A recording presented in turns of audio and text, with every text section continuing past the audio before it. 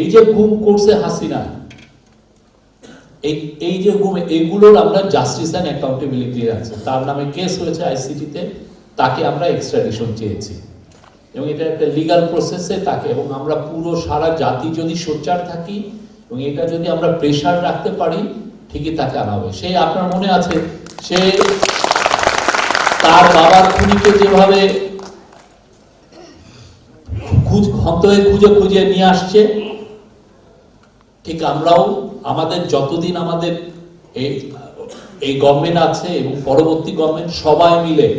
এটা আমাদের একটা 1 নাম্বার দায়িত্ব হবে তাকে ফিরিয়ে এনে বিচারের সম্মুখীন করা এবং যত রকমের ইন্টারন্যাশনাল প্রেসার তৈরি করা যায় সেটা এই ইন্টারিম গভর্নমেন্ট করছে। আমরা আমাদের ডিপ্লোম্যাটিক এফোর্টস জারি রেখেছি,